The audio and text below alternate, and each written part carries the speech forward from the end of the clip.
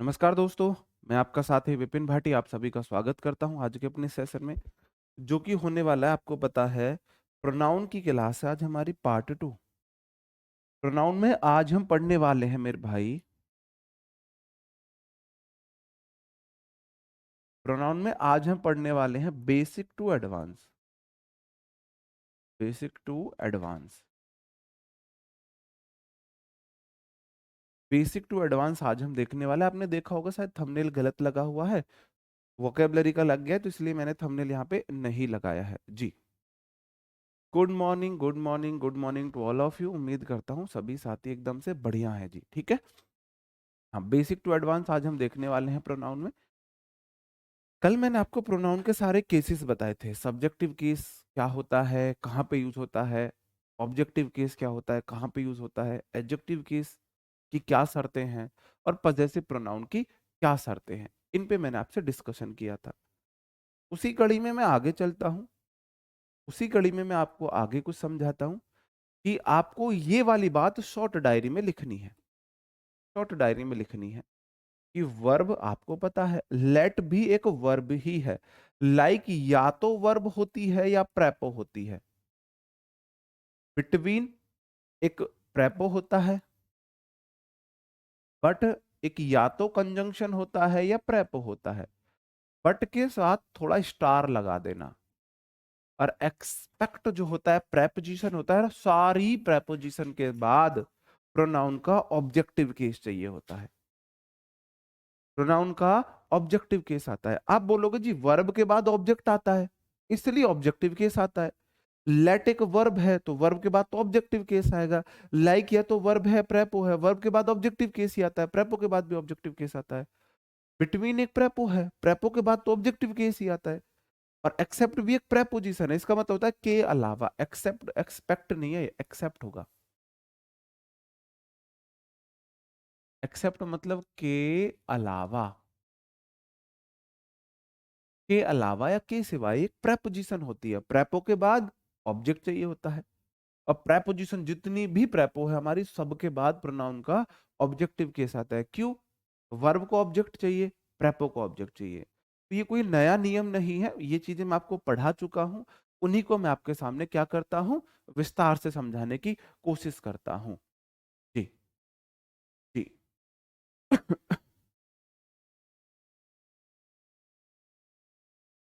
I hat you, IKIMAI, समझ ही नहीं आया।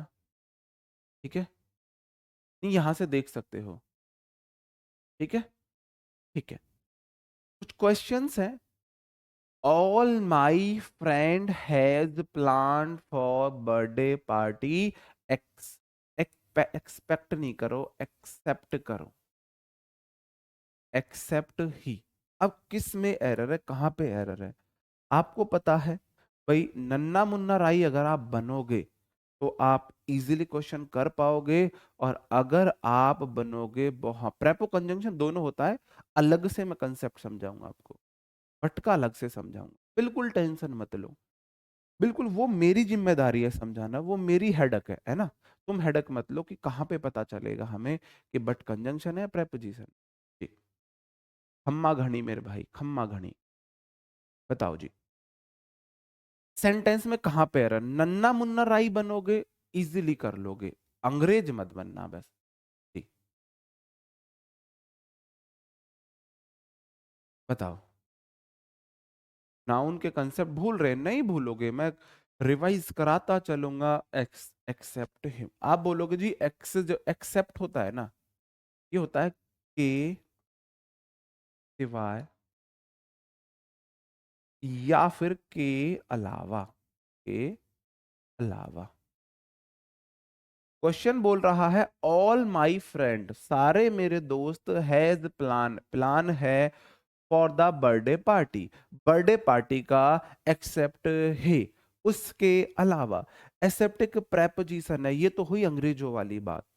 ये तो अंग्रेजों वाली बात हुई, नन्ना मुन्ना राई वाली बात तो किसी ने नहीं की, एक ने की है। अभी वो मैसेज ऊपर चला गया, जैसे ही मैं कमेंट पढ़ूं नाम भग जाता है, मतलब नाम पे फोकस नहीं बन पाता इतनी जल्दी। नहीं, हाँ, कुछ बहुत सारे मेरे दोस्त हैं नन्ना मुन्ना राई। आप बोलोगे जी ऑल के बाद, अगर काउंटेबल नाउन है तो प्लूरल आएगी, या तो ऑल वाटर, वाटर अनकाउंटेबल है, या फिर ऑल बॉयज आता है, तो ऑल माई फ्रेंड नहीं आएगा, फ्रेंड्स आएगा। सब्जेक्ट ऑल माई फ्रेंड्स है, प्रेपोजिशन बीच में नहीं है, ऑल माई एडजेक्टिव है, फ्रेंड्स मेरा सब्जेक्ट नाउन है, क्योंकि बीच में प्रेपो नहीं है। तो फ्रेंड प्लूरल है तो हैज नहीं आएगी, हैव आएगी, हैव। ऐसे नन्ना मुन्ना राई बन के चलो। हैज हैव हैड के बाद या तो आप प्लान करो, नाउन बनाना है, प्लान को अगर नाउन बनाना है तो आप प्लान करो, या फिर वर्ब बनाओ, हैज प्लान्ड करो।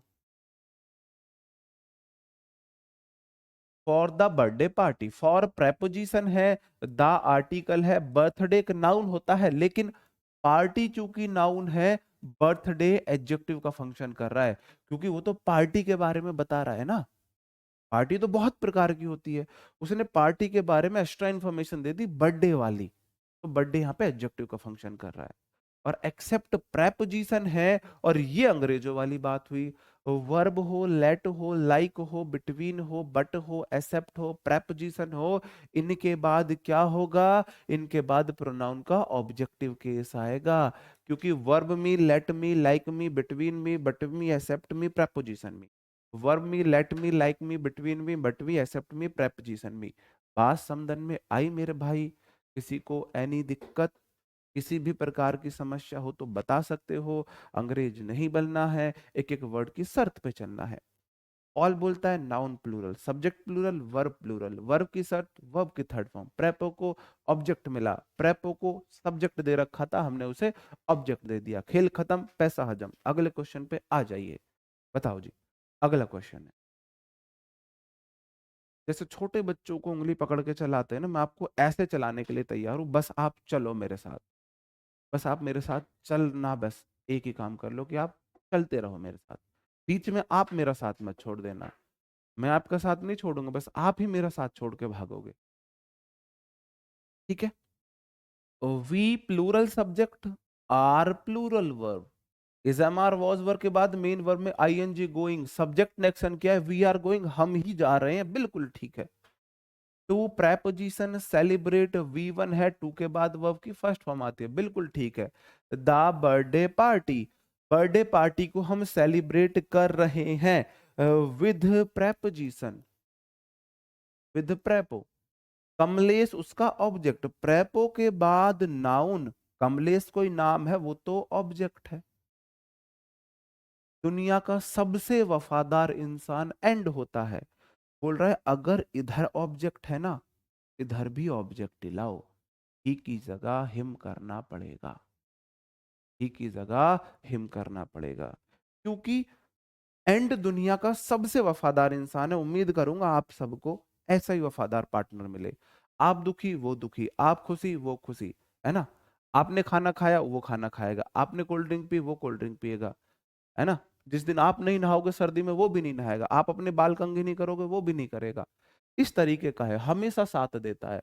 एंड की शर्त देख लेना मेरे भाई, एंड के इधर अगर V1 तो इधर भी V1, इधर V2, इधर भी V2, इधर V3, इधर भी V3, इधर V4, इधर भी V4, इधर V5, इधर भी V5, इधर भी कोई ऑब्जेक्ट, इधर भी ऑब्जेक्ट, इधर भी सब्जेक्ट, इधर भी सब्जेक्ट, इधर सेंटेंस पॉजिटिव तो इधर भी सेंटेंस पॉजिटिव, इधर वाली क्लॉज सॉरी निगेटिव तो इधर भी क्लॉज निगेटिव। एंड कभी धोखा नहीं देता किसी, एंड के इधर अगर ऑब्जेक्ट है तो इधर भी ऑब्जेक्ट आएगा। बात समझन में आ रही है मेरे भाई, है ना? बस यही मेरी दुआ होगी आपको वो एंड जैसा पार्टनर मिल जाए, एंड जैसा पार्टनर मिल जाए, ठीक है जी? ओके, आगे बढ़ जाऊं मेरे भाई? ओके, नहीं, एंड सबसे वफादार है, सबसे वफादार एंड। आगे बढ़ जाता हूं, नेक्स्ट क्वेश्चन है, he probably want come at all, शायद वह बिल्कुल हमारे बीच नहीं आएगा, बिटवीन यू एंड आई। बताओ क्या होगा सही आंसर? सही आंसर क्या होगा? इतना भी वफादार नहीं चाहिए, देखो जी, है ना? क्या बोलते हैं? किसको दिया नून, क्या मेरी हाँ, गधे को दिया नून, गधा क्या मेरी आंख फोड़ा है। हम इतना वफादार इंसान दे रहे हैं, वो कह रहे हैं हमें चाहिए ही नहीं। ही सब्जेक्ट है, प्रोबेबली एडवर्ब है। One came at all between you and I, पहली बात तो तुम्हारा दिमाग तो यहीं जा रहा होगा क्योंकि तुम अंग्रेज बन रहे होगे, तुम तो अंग्रेज बन रहे होगे। मैं तुम्हें जी, अरे मेरी मैया भाई कौन है ये, ऊपर जियो, ओ भाई, ओ बाबू ऊपर जियो थोड़ा सा। कोई कह रहा जी समझ नहीं आ रहा, इतना स्लो इतना इजी एक एक वर्ड को बता रहा हूँ। और कोई कह रहा सर जी समझ नहीं आ रहा कि कैसे जाने कौन प्रेपो है कौन नहीं। आपने क्लासेस सालू जी स्टार्टिंग से नहीं ली है, स्टार्टिंग से आपने क्लासेस नहीं ली है। अब देखो तुम जिसने जो अंग्रेज बना होगा, थोड़ा बड़ा कर, जो अंग्रेज बना होगा उसने किया होगा बिटवीन, एक प्रेपोजिशन होता है। प्रेपो की मैंने आपको लिस्ट दी है, इंट्रोडक्शन की क्लास में प्रेपो की लिस्ट दी थी, शॉर्ट डायरी में लिखने को बोला था इसको रिवाइज करना, पता होना चाहिए। एक प्रेपोजिशन है यू, प्रेपो के बाद ऑब्जेक्टिव केस होता है। आपको पता है यू का सब्जेक्टिव केस भी यू ही होता है, ऑब्जेक्टिव केस भी यू ही होता है, ऑब्जेक्टिव केस भी यू ही होता है। तो यू के दोनों केस सेम होते हैं, सेम होते हैं। तो मेरे भाई यहां तो ये ऑब्जेक्ट है, एंड के इधर ऑब्जेक्ट, तो इधर भी ऑब्जेक्ट आएगा, आई नहीं आएगा, मी आएगा। ये हुई अंग्रेजों वाली बात। नन्ना मुन्ना राई वाली बात कौन सी होगी? बहुत बढ़िया, बहुत बढ़िया। आप बोलोगे ही सिंगुलर सब्जेक्ट, वांट वर्ब है, वांट विल नॉट को अंग्रेज शॉर्ट में वांट बोलते हैं, विल नॉट को वांट बोलते हैं, ब्रदर को ब्रो, सिस्टर को सिस, डैडी को डैड, पापा को डैडी, पॉप, मम्मी को मॉम। तो ऐसे ही विल नॉट को शॉर्ट में वांट बोलते हैं। और विल सेल कुछ भी मॉडल हो उसके बाद हमेशा वी वन आती है, तो केम तो वी टू नहीं आएगी, कम वी वन आएगी। ये हुई नन्ना मुन्ना राई वाली बात, ये नन्ना मुन्ना राई वाली बात हुई, ठीक है जी, ओके। नहीं, आप अधूरे राइट हो। आपको पता है कोई चटका हुआ टीचर आपको पता पढ़ा रहा है तो गलतियां बहुत सारी करके लाएगा, तो आपको नन्ना मुन्ना राई बनते हुए चलना, एक एक शर्त पे, अंग्रेज मत बनना। अगला क्वेश्चन है, the principal order the peon to let the boys and I go in. The principal subject है, प्रिंसिपल पाल वाला है, प्रधानाचार्य है, ऑर्डर्ड V2 है, प्रिंसिपल ने ऑर्डर दिया था, ऑर्डर के बाद द पियोन उसका ऑब्जेक्ट हो गया। टू के बाद V1 लेट, बिल्कुल ठीक है, लेट द बॉयज, लेट एक वर्ब है, टू के बाद वर्ब है, वर्ब के बाद नाउन उसका ऑब्जेक्ट, वर्ब के बाद ऑब्जेक्ट, टू के बाद लेट वर्ब है, वर्ब के बाद द बॉयज नाउन है, वर्ब के बाद नाउन ऑब्जेक्ट होती है, यहाँ पे एंड लगा है, एंड के उधर ऑब्जेक्ट है तो इधर भी ऑब्जेक्ट होगा, आई नहीं होगा मी होगा, आई नहीं होगा मी होगा, आई नहीं होगा मी होगा, ओके जी, ठीक है मेरे भाई, आगे बढ़ जाता हूं। अब देखो ये वाला कंसेप्ट आप समझ गए कि वर्ब हो, लेट हो, लाइक हो, बिटवीन हो, बट हो, एक्सेप्ट हो, प्रेपोजिशन हो, उनके बाद प्रोनाउन का ऑब्जेक्टिव केस आता है। क्योंकि वर्ब को ऑब्जेक्ट चाहिए, लेट एक वर्ब है उसको भी ऑब्जेक्ट चाहिए, लाइक एक वर्ब है उसको भी ऑब्जेक्ट चाहिए, बिटवीन एक प्रेपोजिशन है उसको भी ऑब्जेक्ट चाहिए। बट जब जब बट प्रेपोजिशन होगा, एक्सेप्ट एक प्रेपोजिशन है, एक्सेप्ट एक प्रेपोजिशन है। देखो अगर कोई यहाँ पे इन लिख दे, कोई भी बता देगा इन एक प्रेपोजिशन है, कोई भी बता देगा इन एक प्रेपोजिशन है, एट लिख दे कोई भी बता देगा, ऑफ लिख दे कोई भी बता देगा प्रेपोजिशन है। इसलिए तो ये लिस्ट दी है, इसीलिए तो दी है, बिटवीन प्रेपोजिशन होता है, एक्सेप्ट, एक्सेप्ट जो होता है ये प्रेपोजिशन होता है, इसलिए तो इनको अलग से लिखा है मैंने, इसलिए तो अलग से लिखा है मैंने इन्हें, ठीक है जी, जी। हिज एडजेक्टिव केस है, हिज बुक, हिज बुक, जी। अब आ जाते हैं बट वाले कंसेप्ट पे। देखो मेरे भाई, जो बट होता है ना, बट सिंपल सी बात है, सिंपल। बट जो होगा, बट दो फंक्शन कर सकता है, बट एक प्रेपोजिशन भी हो सकता है और बट एक कंजंक्शन भी हो सकता है। अब बट प्रेपोजिशन है या कंजंक्शन है पता कैसे चले? कैसे पता चलेगा कि बट एक प्रेपो है या बट एक कंजंक्शन है? मेरे भाई कुछ नहीं करना, ध्यान व्यान कुछ नहीं लगाना, ऐसे थोड़ी ना कि हम अब समाधि में बैठेंगे पता लगाने के लिए कि प्रेपो है या कंजंक्शन है। सिंपल सी बात है, अगर बट के इधर अगर बट के इधर सब्जेक्ट वर्ब पेयर है, मतलब एक क्लॉज इधर है और एक क्लॉज बट के इधर है, सब्जेक्ट वर्ब पेयर है, दो क्लॉज इधर है, दो क्लॉज को क्या जोड़ता है? बट के एक इधर सब्जेक्ट वर्ब, एक उधर सब्जेक्ट वर्ब। जब दो क्लॉज को बट जोड़ेगा तो बट क्या बन जाएगा? क्लॉज को जोड़ने का काम कंजंक्शन करता है। जब बट से पहले, तब बट कंजंक्शन होगा, और जब बट से पहले सिर्फ कोई नाउन या प्रोनाउन हो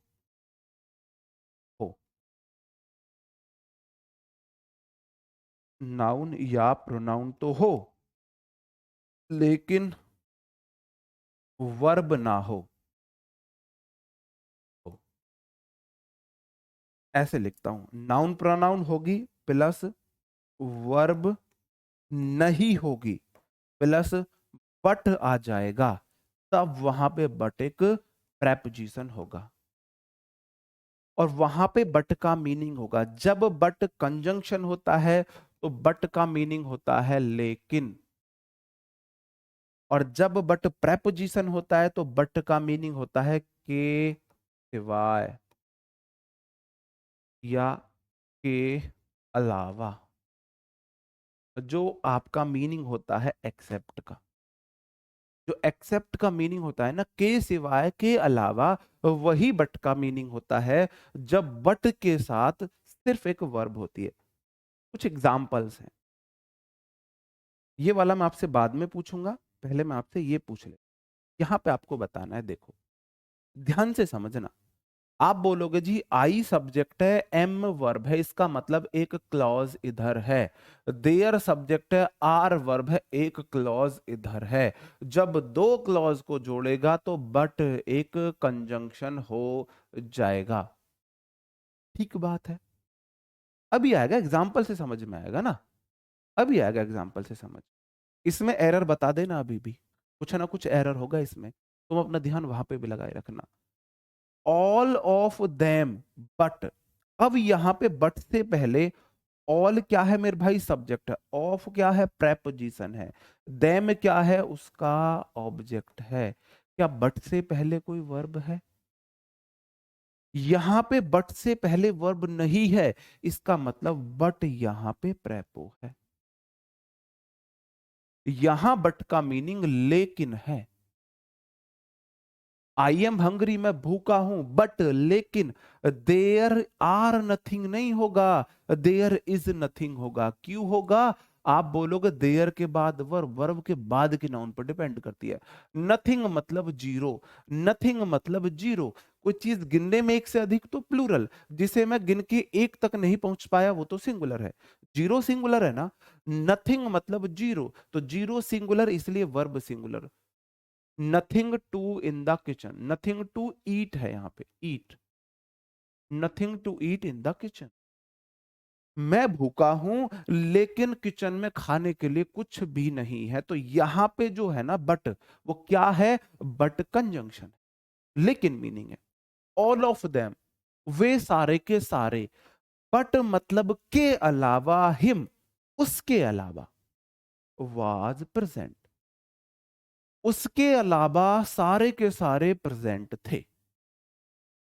all of them were present except him, या बट ऐसे लिख सकते हो आप। यहां पे बट प्रेपो है, इसका मतलब है यहां पे के सिवाय। बात समझन में आई? बात समझन में आई? अब आप मुझे बताएंगे यहां पे वॉज आएगा या वर आएगा? यहां पे वॉज आएगा या? बहुत बढ़िया, आशा यादव गुड़िया बहुत गजब, बहुत, सीलू जी बहुत गजब ना, अमन कुमार बहुत शानदार मेरे भाई, बहुत शानदार, बहुत अच्छा सीख रहे हो तुम, सच्ची में गजब सीख रहे हो। आप बोलोगे जी ऑल मेरा सब्जेक्ट है, ऑफ एक प्रेपोजिशन है, देम उसका ऑब्जेक्ट है, बट से पहले वर्ब नहीं है तो मतलब बट भी एक प्रेपोजिशन है। इसका मतलब बट प्रेपोजिशन है तो हिम उसका ऑब्जेक्ट है। वर्ब यहां आई है, ये इसकी खरपतवार, ये इसकी खरपतवार, सब्जेक्ट वर्ब जाएगी, सब्जेक्ट के अनुसार जाएगी, दुल्हन जाएगी दूल्हा राजा के संग। सब्जेक्ट मेरा ऑल है तो वर्ब प्लूरल आएगी, वर्ब प्लूरल आएगी वर। और यहां पे प्रेजेंट एक एडजेक्टिव है, प्रेजेंट एब्सेंट एडजेक्टिव होते, वर्ब भी होते हैं, यहाँ पे एडजेक्टिव का फंक्शन कर रहे हैं।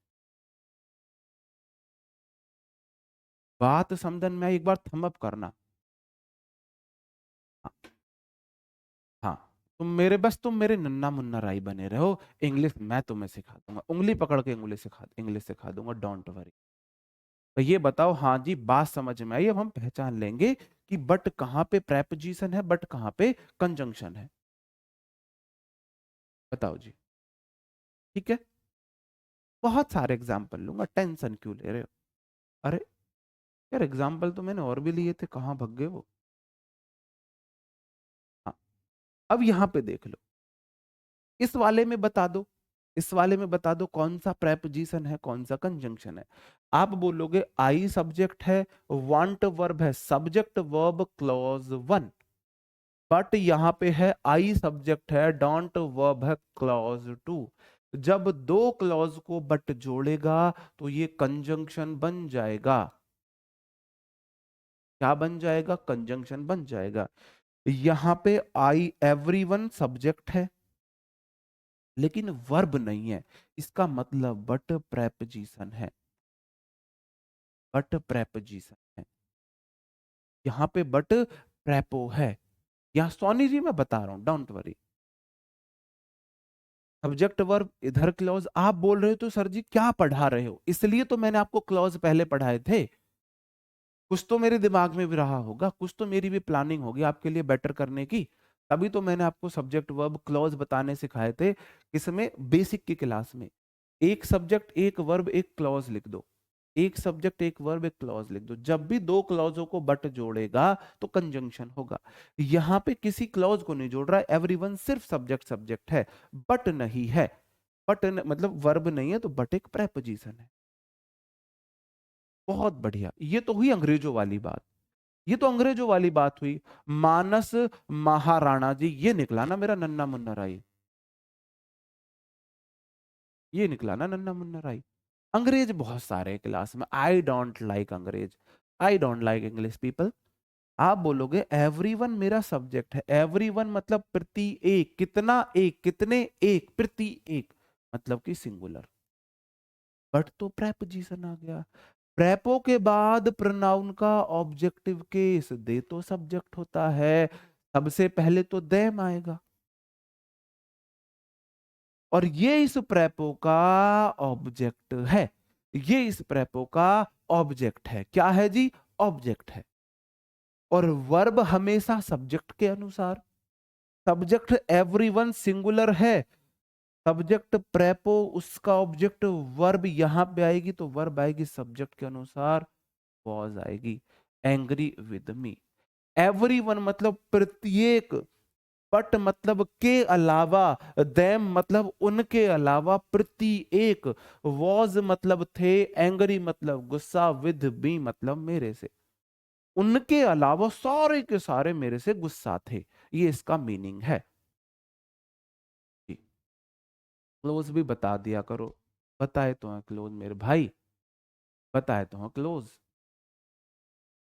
अब फिर से तुम अंग्रेज बने थे भाई। दे सब्जेक्टिव केस होता है, देम ऑब्जेक्टिव केस होता है, इसलिए तो पहले सब्जेक्टिव ऑब्जेक्टिव बताए। रितिका जी नहीं, कोई भी ब्लॉक नहीं। ठीक है, बात समझन में आई, बात समझन में आई जी। ठीक है मेरे भाई। बट कहां पे प्रेपो होगा, कहां पे कंजंक्शन होगा? प्रेपो कहां पे होगा? जब इससे पहले सब्जेक्ट वर्ब का पेयर ना हो। सिर्फ एवरीवन एक प्रोनाउन है, सब्जेक्ट है, सिर्फ सब्जेक्ट है। यहाँ पे बट से पहले सब्जेक्ट भी है वर्ब भी है, इसका मतलब बट यहाँ पे, और आगे भी सब्जेक्ट वर्ब है। तो देखो यहाँ पे बट के बाद सब्जेक्ट आ सकता है, क्योंकि यहाँ पे बट फंक्शन कर रहा है कंजंक्शन का, यहाँ पे बट फंक्शन कर रहा है प्रेपो का, इसलिए ये प्रेपो के बाद ऑब्जेक्टिव केस आएगा। अगर कंजंक्शन का फंक्शन करे तो सब्जेक्टिव केस आ सकता है, अगर फंक्शन करे प्रेपो का तो फिर उसके बाद ऑब्जेक्टिव केस आएगा। सार ये है, ये मतलब है। भाई आपने क्लास तैफो खान जी आपने क्लास स्टार्टिंग से नहीं लिया इसका मतलब, ठीक है। अब मेरा आपसे क्वेश्चन ये है, जितना भी मैंने आपको समझाया उसका सारा निचोड़ इस वाले सेंटेंस में आ जाएगा। आप बताओगे इन चार में से कोई एक सेंटेंस सही होगा, और देखते हैं कोई एक नहीं कोई दो सेंटेंस सही होंगे, देखते हैं कौन सा सही है कौन सा गलत है। Question number 1 2 3। अब मैं इसको समअप कर रहा हूं, सार बना रहा हूं। भाई सबके पारस जी, मेरे भाई पारस सारस्वत, सबके आंसर देखना पॉसिबल नहीं। अब देखो आपने कमेंट किया, मैं इधर तक गया, आपके इधर मैं घूमा, कमेंट ऊपर चले गए, वो तो नसीब की बात है ना, अपने अपने नसीब की बात है ना। ओके, चार में से एक ठीक है। 9:33 हो रहे हैं, 9:34 पे फिर मैं आपसे बताऊंगा आंसर। 1 मिनट का आपको टाइम दे रहा हूं, खूब तसल्ली से सोचो समझो। जी, अमन कुमार, अमन कुमार, देखते हैं मेरे भाई सही आंसर है आपका। सबसे पहले अमन जी ने सही आंसर दिया, बिल्कुल सही दिया है ना। संडली सिंह, सैंडली सिंह क्या ना, SANDALI जो भी आपका नाम का अर्थ बनता है जी, आप भी ठीक हो। बाकी अभी तक मोस्टली गलत आ रहे हैं। विजयपाल अधूरा आंसर है भाई आपका, बाकी सबके गलत आ रहे हैं। सुनील चौधरी मेरे भाई बिल्कुल सही आंसर। खुशी जी अधूरा आंसर है आपका भी। ओ ए नहीं नहीं नहीं, ठीक है नहीं। देखो आप बोलोगे जी बट यहां पे आया है, बट यहां पे आया है, बट यहां पे आया है, बट यहां पे आया है, चारों में बट आया है। बट से पहले यहां पे भी सिर्फ नन है, यहां पे भी नन है, यहां पे भी नन है, यहां पे भी नन है। बट से पहले कोई वर्ब नहीं है, इसका मतलब बट यहां पे भी प्रेपो है, यहां पे भी प्रेपो है, यहां पे भी बट प्रेपो है, यहां पे भी बट प्रेपो है। नन मतलब जीरो अंडा, नन मतलब जीरो अंडा, नन मतलब जीरो, नन मतलब जीरो, नन मतलब जीरो। नथिंग और नन में इतना अंतर है, नथिंग आता है निर्जीव चीजों के लिए, कोई निर्जीव चीज जीरो है तो नथिंग बोल देंगे, कोई सजीव इंसान जीरो है तो नन बोल देंगे। ह्यूमन बीइंग के लिए जो जीरो आदमी है वहां पे, तो मैं नथिंग नहीं बोलूंगा, मैं नन बोलूंगा। और जीरो चीजें हैं तो मैं नथिंग बोल दूंगा। भाई none but the trees, subject है नन जीरो, बट प्रेपो है, ट्रीज उसका ऑब्जेक्ट है। वर्ब हमेशा सब्जेक्ट के अनुसार। कोई भी चीज एक से अधिक प्लूरल वरना सिंगुलर, एक से अधिक प्लूरल वरना सिंगुलर। क्या जीरो एक से अधिक है? नहीं जी, जीरो एक से कम है, मतलब जीरो सिंगुलर है। सब्जेक्ट सिंगुलर, प्रेपो उसका object, verb singular. None but the trees was there, वहां पेड़ों के अलावा कोई इंसान नहीं था, पेड़ों के अलावा। यहाँ पे ट्रीज का मतलब है एक से अधिक पेड़ है। दूसरा क्वेश्चन है नन बट द ट्रीज, यहां पे नन मतलब zero, but preposition the trees उसका ऑब्जेक्ट है, ये तो उसका ऑब्जेक्ट है, ये तो उसका ऑब्जेक्ट है। वर कैसे आ जाएगा जब सब्जेक्ट नन है? हर एक में सब्जेक्ट नन है, जब हर एक में सब्जेक्ट जीरो है। ऑब्जेक्ट सिंगुलर हो ऑब्जेक्ट प्लूरल हो कोई फर्क नहीं पड़ता। यहां पे बोल रहा है तो यहां पे मेरे भाई वर कैसे आ जाएगा? वॉज लाना पड़ेगा। वहां पे पेड़ों के अलावा कोई नहीं था, कोई नहीं था। अगला question, none but the tree, वहां पेड़ के अलावा कोई नहीं था। इस बार सब्जेक्ट प्रेपो ऑब्जेक्ट जो है ना वो सिंगुलर नाउन है। ऑब्जेक्ट यहां पर प्लूरल नाउन थी, ऑब्जेक्ट यहां पर प्लूरल नाउन थी। ऑब्जेक्ट से वर्ब का क्या लेना देना? वर्ब का लेना देना तो सब्जेक्ट से है, वर्ब का लेना देना सब्जेक्ट से है, वर्ब का लेना देना सब्जेक्ट से है। ऑब्जेक्ट सिंगुलर हो प्लूरल हो फर्क क्या पड़ा? फर्क क्या पड़ा अगर ऑब्जेक्ट सिंगुलर हो प्लूरल है तो? जी बताओ क्या फर्क पड़ेगा मेरे भाई? यहां पे द ट्री है, ये तो ऑब्जेक्ट है, ऑब्जेक्ट से फर्क क्या पड़ा? वर्ब आएगी सब्जेक्ट के अनुसार, भाई दूल्हा का एक दोस्त हो या दुल्हन की एक सहेली हो, खरपतवार कम हो ज्यादा हो, दुल्हन दूल्हे के साथ जाएगी। तो वर्ब के अनुसार, सब्जेक्ट के अनुसार वर्ब आएगी। ये वाले गलत थे, ये वाले सही थे। नन बट द ट्री हो या नन बट द ट्रीज हो, कोई फर्क नहीं पड़ता। जी हाँ बिल्कुल, वो अपने आप में परफेक्ट बैच था मेरे भाई, निर्माण बैच, है ना। वो बहुत मेहनत करके उसका कंटेंट मैंने तैयार किया था। चीजें, रूल थोड़ी ना बदल जाएंगे, निर्माण बैच से इस बैच में रूल थोड़ी ना बदल जाएंगे। और आपके लिए तो फायदा होगा, आपको तो चीजें और लड्डू लग रही होंगी जिन्होंने पहले पढ़ा है। ठीक है जी। अब आप मुझे बताएंगे, हाँ जी हम ये वाला नियम सीख गए हैं, ये वाला नियम हमको समझ में आ गया है, ये वाला नियम हमको समझ में आ गया है कि कोई भी कहीं भी वर्ब हो हमको बताए, तो वर्ब के बाद ऑब्जेक्ट आता है, इसलिए प्रोनाउन का ऑब्जेक्टिव केस चाहिए। लेट एक वर्ब है, वर्ब के बाद ऑब्जेक्ट आता है, इसलिए प्रोनाउन का ऑब्जेक्टिव केस चाहिए। लाइक एक प्रेपो या वर्ब का कॉम करता है, दोनों के बाद ऑब्जेक्टिव केस चाहिए होता है। बिटवीन एक प्रेपोजिशन होता है, प्रेपो के बाद ऑब्जेक्टिव केस आता है। बट अगर प्रेपोजिशन है, अगर प्रेपोजिशन है तो ऑब्जेक्टिव केस आएगा। एक्सेप्ट के अलावा एक प्रेपोजिशन होता है, तो नया नियम तो मैंने कुछ बताया नहीं, वही तो बताया, वर्ब के बाद ऑब्जेक्ट, प्रेपो के बाद ऑब्जेक्ट, दोनों में वही तो बताया। पर ट्री हो ट्रीज हो क्या मतलब है, वहां पेड़ के अलावा कुछ नहीं था, ये कोई जगह है, आप ऐसे देखो, ये कोई जगह है, यहां एक पेड़ है सिर्फ, है ना, यहां सिर्फ एक पेड़ है, यहां सिर्फ एक पेड़ है, यहां पेड़ के अलावा कुछ नहीं है, पेड़ के अलावा कुछ नहीं। क्या ये बात गलत बोली मैंने? वहां पेड़ के अलावा कोई नहीं है, कोई इंसान नहीं है पेड़ के अलावा, अब भी ठीक है। अगर मैं बोल दूं वहां पेड़ों के अलावा कोई इंसान नहीं है, अगर मैं बोल दूं वहां पेड़ों के अलावा कोई इंसान नहीं है, वहां पेड़ों के अलावा कोई इंसान नहीं है, कोई पेड़ के अलावा कोई ना हो, पेड़ों के अलावा कोई ना हो, दिक्कत क्या है, क्या दिक्कत है? दोनों का मीनिंग अलग है। पेड़ के अलावा कोई नहीं है मतलब पेड़ के अलावा सिर्फ वहां एक पेड़ था, अगर पेड़ों के अलावा नहीं है तो एक से अधिक पेड़ थे, बस इतना ही तो फर्क आया। भाई इतना डाउट मत किया करो, जितना पढ़ा रहे हो उतना पढ़ने से हो जाएगा, जब मैं सीडीएस लेवल पढ़ा रहा हूँ, बोल रहा हूँ।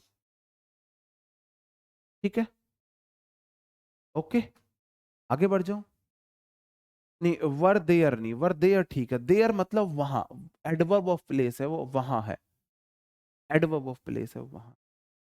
यार मुझे एक चीज समझ में नहीं आती कि मैं कोई नई बात तो नहीं पढ़ा रहा, जो पुरानी चीजें हैं वही पढ़ा रहा हूँ, पुरानी चीजें हैं वही पढ़ा रहा हूँ।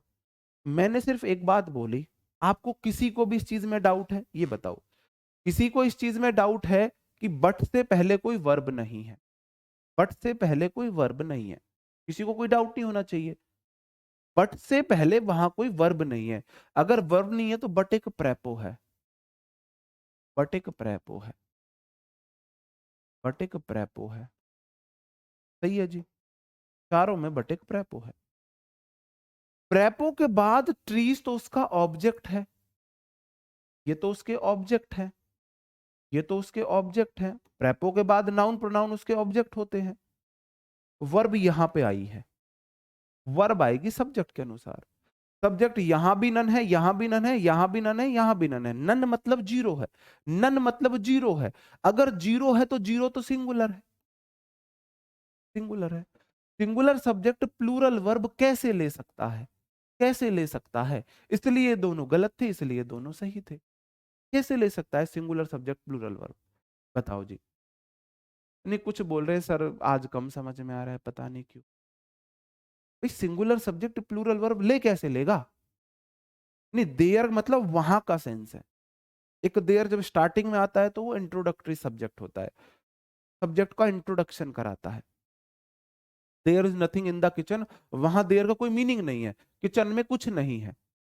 और देयर एक होता है एडवर्ब ऑफ प्लेस, वो बाद के लिए जब बाद में आता है सेंटेंस में वो बताता है वहां का। जी हाँ, बट अगर कंजंक्शन है, अगर बट कंजंक्शन है तो भाई कंजंक्शन के बाद तो सब्जेक्ट वर्ब शुरू होती है ना, कंजंक्शन के बाद सब्जेक्ट वर्ब शुरू होती है ना, ये देखो बट मैंने यहाँ लिखाया, यहाँ बट के बाद आई आया, क्यों सही है? बट से पहले सब्जेक्ट वर्ब मतलब कि क्लॉज वन, बट कंजंक्शन बन गया, कंजंक्शन के बाद तो सब्जेक्ट वर्ब चलती है ना, सब्जेक्ट वर्ब चलती है, इसलिए ऐसा आता है। ठीक है, ओके। अब एक नई चीज बताओ जी, दो एग्जाम्पल आपके सामने लिख रहे हैं। It is I, it is I who teach you English. It is I आएगा या इट इज मी आएगा? इट इज आई आएगा या इट इज मी आएगा? हु टीच यू इंग्लिश, वो मैं हूं जो तुम्हें इंग्लिश पढ़ाता है।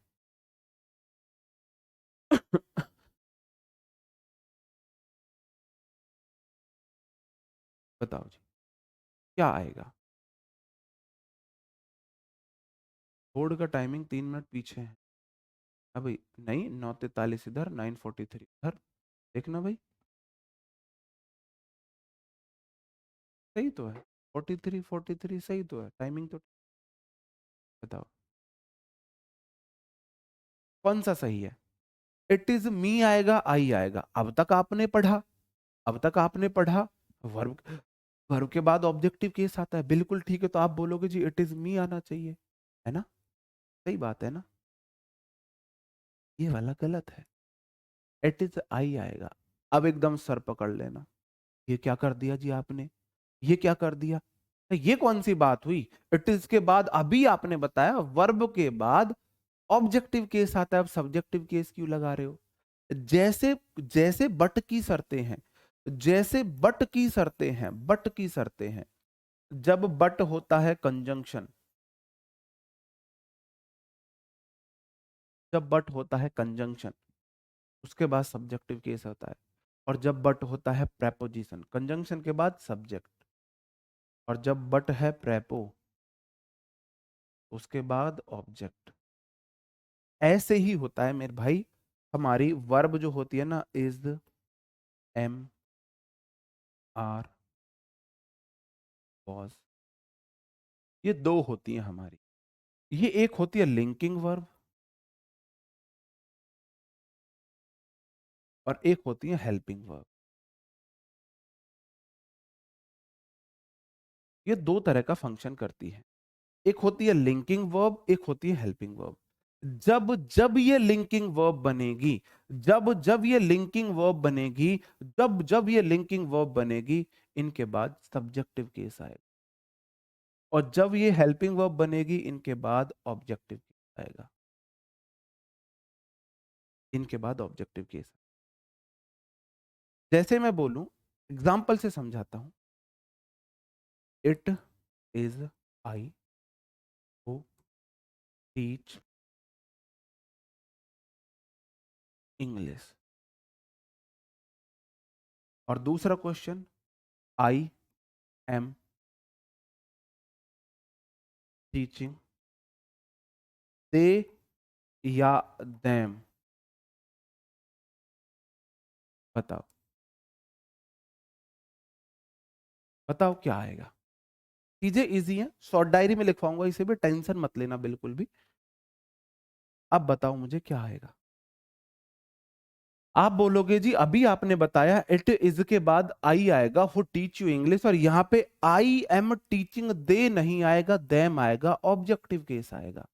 और यहां पे सब्जेक्टिव केस आएगा। ऐसा क्यों हुआ? क्योंकि ऊपर वाले सेंटेंस में इज एक लिंकिंग वर्ब है, लिंकिंग वर्ब है। और लिंकिंग वर्ब को सब्जेक्ट कॉम्प्लीमेंट चाहिए होता है। क्या चाहिए होता है? सब्जेक्ट कॉम्प्लीमेंट चाहिए होता है। सब्जेक्ट कॉम्प्लीमेंट क्या चाहिए होता है? सब्जेक्ट कॉम्प्लीमेंट चाहिए होता है। यहां पे आई सब्जेक्ट एम वर्ब, ये लिंकिंग वर्ब भी हो सकती है, हेल्पिंग वर्ब भी हो सकती है।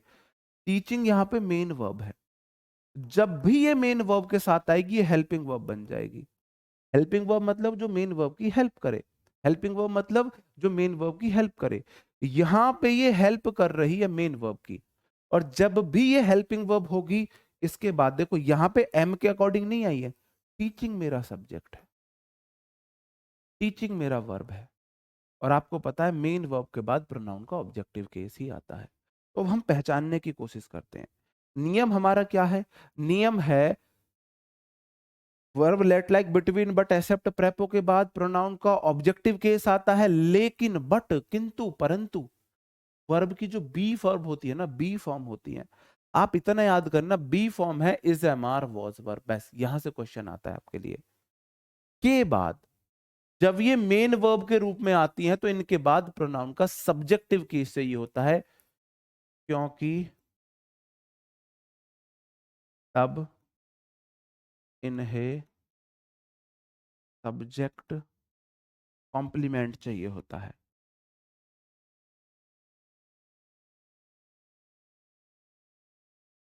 चाहिए होता है, तब इन्हें सब्जेक्ट कॉम्प्लीमेंट चाहिए होता है, तब इन्हें सब्जेक्ट कॉम्प्लीमेंट चाहिए, सब्जेक्ट को पूरा करने वाला चाहिए। तो इन वर्ब के बाद सब्जेक्ट कॉम्प्लीमेंट मतलब कि सब्जेक्ट आएगा, ये हो जाएगा। अब कैसे पहचानोगे? लिंकिंग वर्ब है, हेल्पिंग वर्ब है। आंख बंद कर लेना, आपको देखना है is am are was verb के बाद मेन वर्ब है या नहीं है। Is am are was verb के बाद मेन वर्ब है या नहीं है। लिंकिंग वर्ब होती है जो सब्जेक्ट को कॉम्प्लीमेंट से जोड़े, लिंक करती है, सब्जेक्ट को कॉम्प्लीमेंट से जोड़े। अभी तो मैंने शुरू ही नहीं किया, नियम तो अभी बताया ही नहीं, अब बताऊंगा। अमित इज प्लेइंग, इज के बाद प्लेइंग मेन वर्ब है, और मेन वर्ब है तो ये हेल्पिंग वर्ब करेगी, ये तो मेन वर्ब की हेल्प कर रही है, यहां पे ये हेल्पिंग वर्ब है।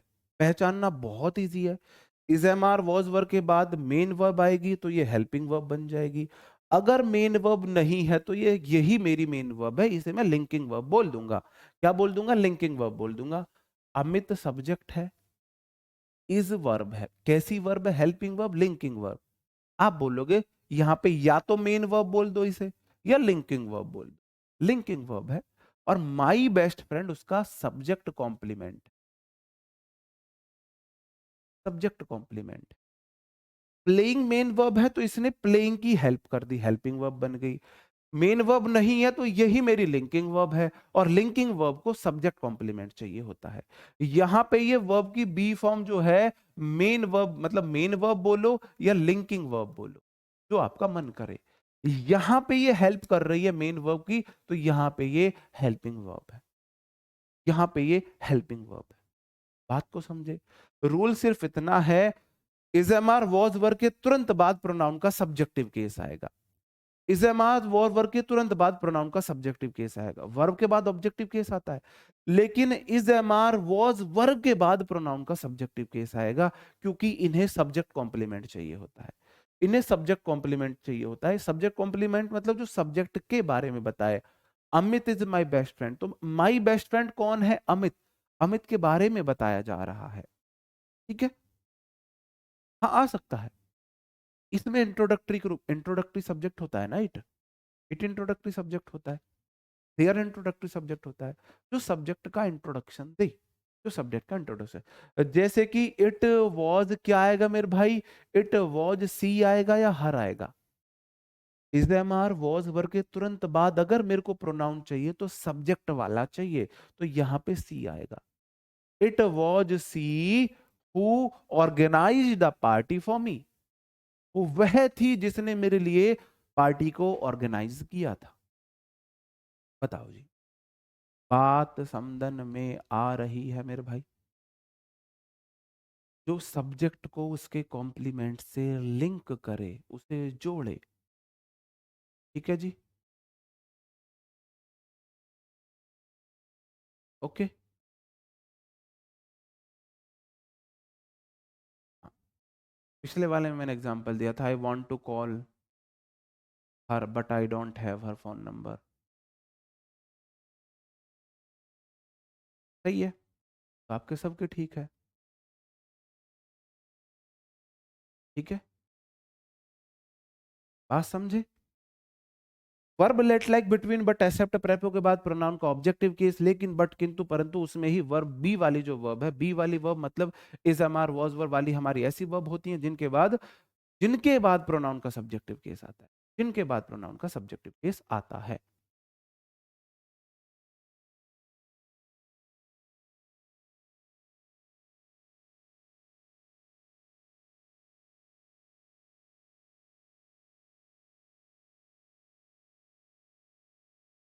यहाँ पे देख लो, अमित इज माई, माई के बाद फ्रेंड आया है ना, बेस्ट एडजेक्टिव है, फ्रेंड आया है ना, Amit is my best friend.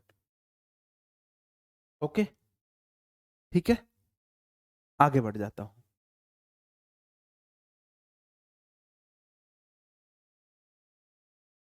E ACHE लिखा है फर्स्ट में, भाई टाइपिस्ट है भाई, तुम टाइपिस्ट को समझ सकते हो। कुछ एग्जाम्पल्स है आपके सामने, एक, दो, तीन। आपको बताना है किस पार्ट में एरर होगा। अब देखते हैं कितने लोग अंग्रेज बनते हैं, कितने लोग नन्ना मुन्ना राई बनते हैं। कितने अंग्रेज बनते हैं, कितने नन्ना मुन्ना राई बनते हैं।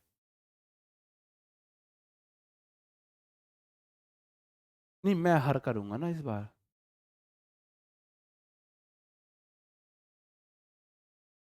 बिल्कुल वॉज लिंकिंग। बस आप सिंपल सी बात याद रखो, इज एम आर वॉज वर्ग के बाद प्रोनाउन का सब्जेक्टिव केस आएगा, क्योंकि उसे सब्जेक्ट कॉम्प्लीमेंट चाहिए होता है। इज एम आर वॉज वर्ग के बाद प्रोनाउन का सब्जेक्टिव केस आएगा, क्योंकि उसे सब्जेक्ट कॉम्प्लीमेंट चाहिए होते हैं। क्योंकि उसे सब्जेक्ट कॉम्प्लीमेंट चाहिए, बस। आप बोलोगे जी इट वाज मी नहीं होगा, आई होगा। हु रिलेटिव प्रोनाउन, इसके बाद वर्ब डिड, बिल्कुल ठीक है। इट वॉज मी नहीं होगा, आई होगा। हु के बाद वॉज, बिल्कुल ठीक है। Is am are was verb के बाद या तो वॉज आता है या फिर एम आता है। वो was responsible for making all the arrangement. If I were him, I would not behave in, कर लेना इन दैट वे। इस वाले सेंटेंस में क्या गलती है? इस वाले सेंटेंस में और बता दो मुझे क्या गलती। बिल्कुल।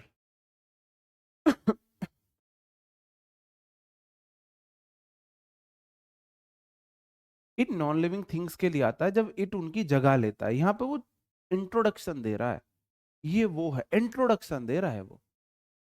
इट इज अ पेन, यह, जैसे मैं बोलूं इट इज अ पेन, यह एक पेन है। यहाँ पे इंट्रोडक्शन नहीं दे रहा ना। इसमें बताओ, बताओ जी। ये बहुत बढ़िया, इतना ही रहने दे। ये बढ़िया, तुम्हारे तुमने नई चीज लगाई है। ऐसे तो हो लिया सिलेबस पूरा। मैं जल्दबाजी कर रहा हूं तो मेरी गलती है, मुझे इतना ही रहने दे आज। ये कौन सी बात हुई भाई? ऐसे तो हो जाएगा सिलेबस पूरा। देखो मेरे भाई, आई के साथ तो वॉज आता है, क्या यहाँ पे वॉज कर दूं? इज एम आर वॉज वर्ग के बाद सब्जेक्टिव केस आता है, ही आता है, क्या मैं यहाँ पे ही कर दूं? If I was he, I would not behave in that way. काश उसकी जगह मैं होता तो मैं उसके ऐसे बिहेव नहीं करता।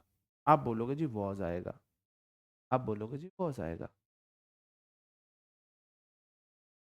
एक गलती मैंने वैसे की है, मुझे ये वाला सेंटेंस अभी यहाँ पे नहीं लेना चाहिए, नहीं लेना चाहिए।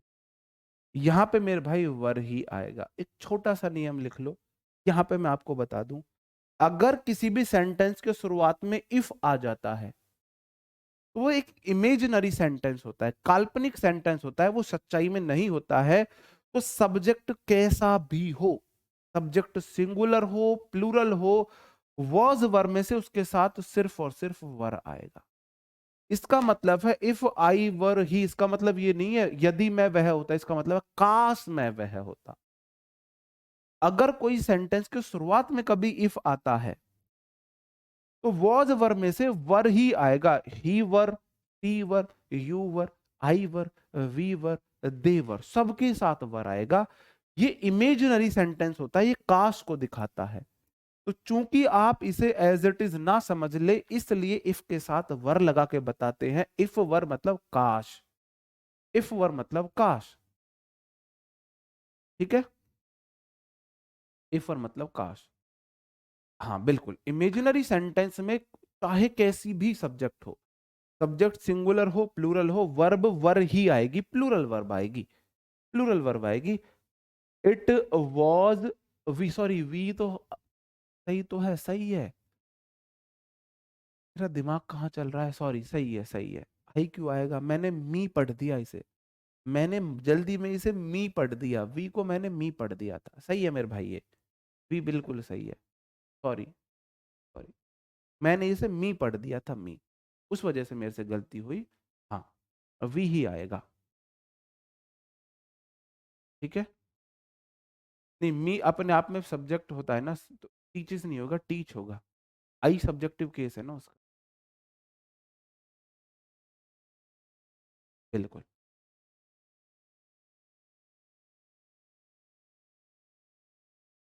ठीक है, हाँ ये मैंने सॉरी गलती से कर दिया, मैंने उसको मी पढ़ दिया। ठीक है, अब मैं आपको समझाना ये चाह रहा था मेरे भाई कि वॉज वर्ब के बाद सब्जेक्टिव केस हमें चाहिए होता है, वॉज वर्ब के बाद हमें सब्जेक्टिव केस चाहिए होता है। वॉज वर्ब के बाद हमें सब्जेक्टिव केस चाहिए होता है। अब इस बात को समझ जाओगे, आपको सिर्फ इतना लिखना है, वॉज के बाद सी आएगा या ही आएगा या आई आएगा या वी आएगा या यू आएगा या दे आएगा, बस ऐसे लिखो, इज, एम, आर, वॉज, पर।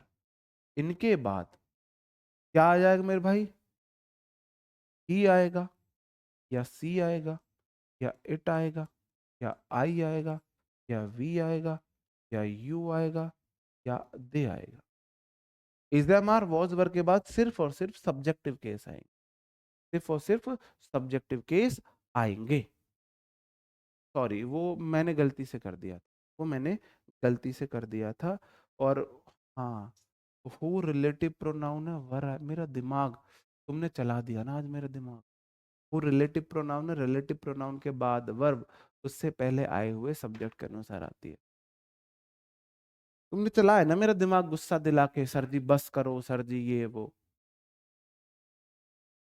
बिल्कुल, इट सिंगुलर सब्जेक्ट है, वॉज सिंगुलर वर्ब है, वॉज वर्ब के बाद subjective case we subjective case है, हु रिलेटिव प्रोनाउन है, रिलेटिव प्रोनाउन के बाद वर्ब उससे पहले आए हुए नाउन के अकॉर्डिंग आती है, तो वी प्लूरल है तो वर आएगा, वी प्लूरल है तो वर आएगा। बिल्कुल, और वैसे ये अच्छी बात है, आप लोगों ने इस गलती को पकड़ा तो अच्छी बात है, इसका मतलब आप अपने आप में कॉन्फिडेंट हो, है ना, आप अपने आप में कॉन्फिडेंट हो, कॉन्फिडेंस की निशानी होती है, ये कॉन्फिडेंस की निशानी होती है जो आपने अभी दिखाई है। बहुत बढ़िया।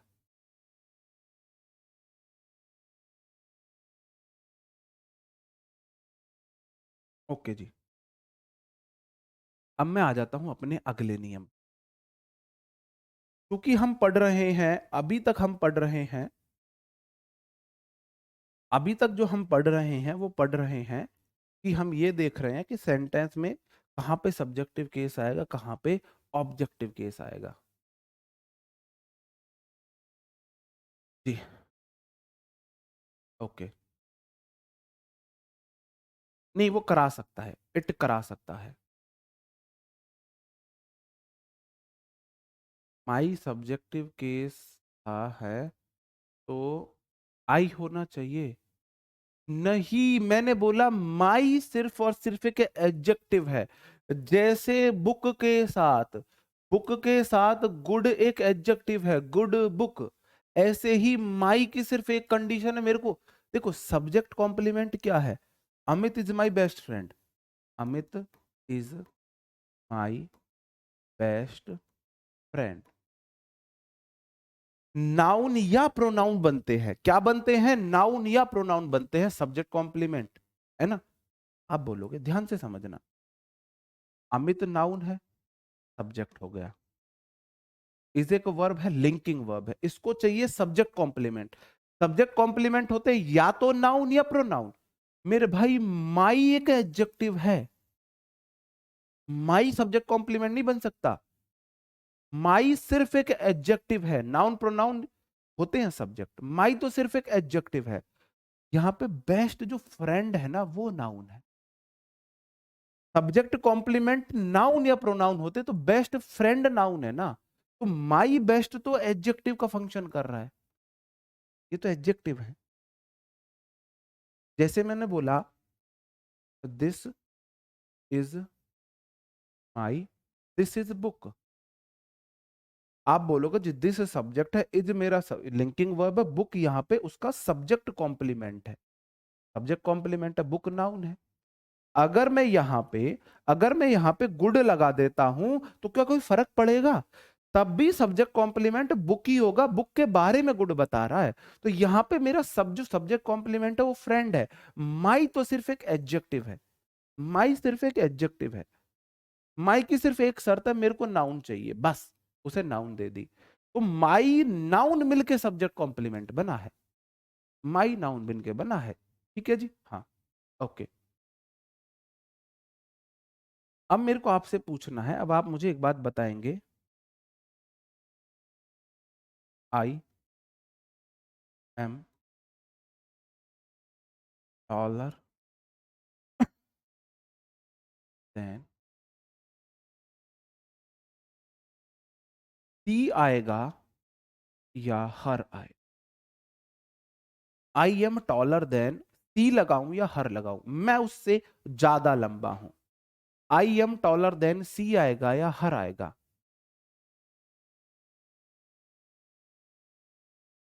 आई एम टॉलर देन सी आएगा या हर आएगा? बताओ जी। हाँ, मैं नन्ना मुन्ना राई बना रहना चाहता हूं, तुम लोग मुझे अंग्रेज बना के छोड़ोगे छोड़ोगे भाई। मुझे नन्ना मुन्ना राई बने रहने दो बस।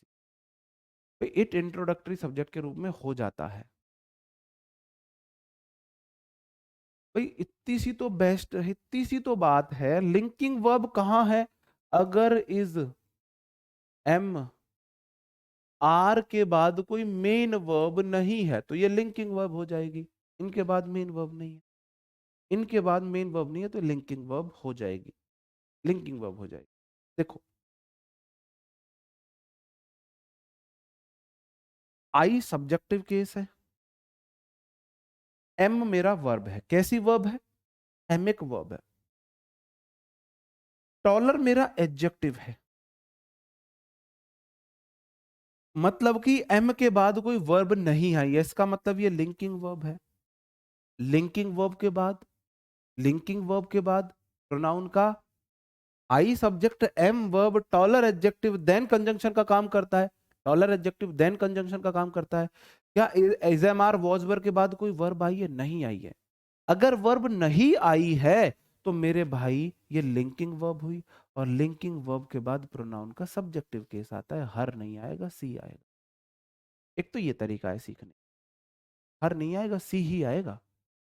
आई subject am verb, is am are was verb के बाद प्रोनाउन का सब्जेक्टिव केस। अगर इजएमआर वॉज वर्ब के बाद मेन वर्ब नहीं है तो, इजएमआर वॉज वर्ब के बाद मेन वर्ब नहीं है, इसका मतलब इसके बाद मेरे को सब्जेक्टिव केस चाहिए। एक तो तरीका ये है। दूसरा तरीका ये है, दूसरा तरीका ये है, जब भी आप दो प्रोनाउन की तुलना करोगे, ये सी है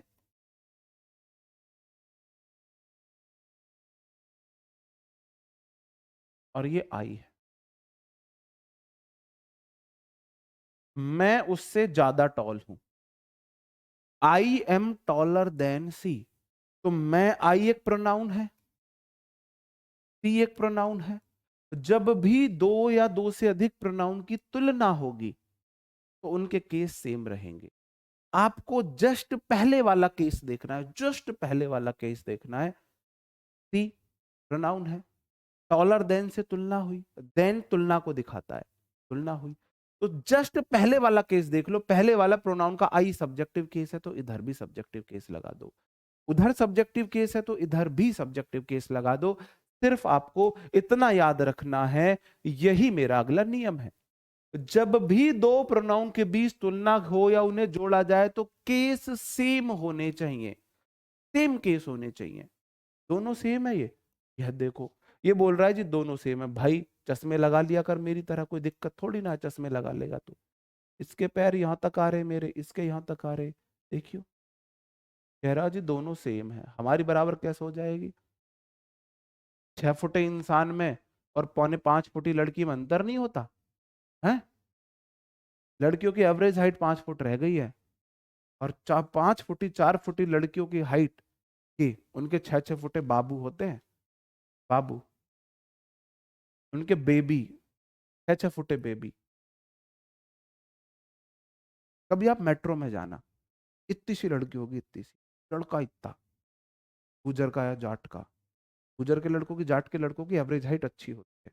मैं कोई यहाँ पे जातिवाद नहीं कर रहा। लड़की इतनी सी होगी और ऐसे तकी रहेगी, बेबी बेबी ये खाओगे, बेबी ये, बेबी वो। मैं कह रहा बेबी मतलब किस एंगल से ये इसका बेबी है, कौन सा एंगल है ये बेबी होने का। वही दो हैं भाई, जो मैंने चीज अभी आपको बताई है वही मैं समझा रहा हूँ। अब दिल्ली मेट्रो में देखना, कभी कभी दिल्ली मेट्रो में इस चीज को फोकस करना। हम observe, I am a good observer, ऐसा सब बोलते हैं मेरे से। मैं ऑब्जर्व बहुत करता हूँ। जब मैं बाहर होता हूँ ना तो मैं चुप रहता हूँ, मैं सबको देख के ऑब्जर्व करता हूँ क्या चल रहा है दुनिया में, क्या हो रहा है, कहाँ कहाँ क्या क्या चीज हो रही है। अरे सब छोटे हैं, सब छोटे हैं, सबकी हाइट। हाँ लड़कियां, भाई कोई नसीब वाला है जिसको 5.5 फीट लड़की, हाइट की लड़की मिल जाए। कोई बहुत नसीब, कोई लड़की बहुत नसीब वाली है अपने आप में जिसकी हाइट 5.5 फीट है। वरना तुम लोग एवरेज हाइट 5'1", 5'2", 5'1", 5'2" में समा गई है। खुद बता दो यहाँ, सच सच बताना, यहाँ 5'2" से किस किस की ज्यादा हाइट है। अब जाओ। एक तो लड़कियां झूठ बहुत बोलती, बहुत झूठ बोल। हाँ बिल्कुल। आप बोलोगे he is the taller than. अब टॉलर देन से तुलना की पता चली है। यहां पे क्या हुई है, तुलना हुई है, तुलना। जब भी तुलना होगी, अब मुझे नहीं पता कौन सा केस लगेगा, मुझे पता ही नहीं कौन सा केस लगेगा। हाँ मुझे पता ही नहीं है केस कौन सा लगाऊं, मैं पहले वाला केस देखूंगा। यहां पे मुझे लगाना है प्रोनाउन। अगर तुलना हुई है तो मैं ऐसे जाऊंगा पीछे। क्या देन एक प्रोनाउन है? नहीं। डॉलर प्रोनाउन है? नहीं। इज इट प्रोनाउन है? नहीं। आई ही एक प्रोनाउन है। कौन सा केस है? Subjective case. अगर इधर सब्जेक्टिव केस है तो इधर भी सब्जेक्टिव केस लगा दो, आई आ जाएगा बस। एक तो ये तरीका है। दूसरा, ये वही नियम है जो मैंने अभी आपको बताया था। ये एक वही नियम है जो मैंने अभी आपको बताया। इज यहाँ पे लिंकिंग वर्ब है, लिंकिंग वर्ब के बाद प्रोनाउन का सब्जेक्टिव केस आता है। जैसे आपका मन करे ऐसे आप देख सकते हो। हाँ अब तो सारी की सारी ये 5'14" भी हो सकती है किसी की हाइट। कोई ऐसी भी है, कोई एक, हाँ मैं बोल तो रहा था, बोल दिया ना किसी ने, सर मेरी ना 5'14" है। 5'14", 5 फुट 14 इंच हाइट है भाई उसकी। अब बताओ तुम, 5 फुट 14 इंच हाइट हो गई, बताओ। 5'7", अरे 5'7" तो बहुत अच्छी हाइट हो जाती, बहुत अच्छी हाइट।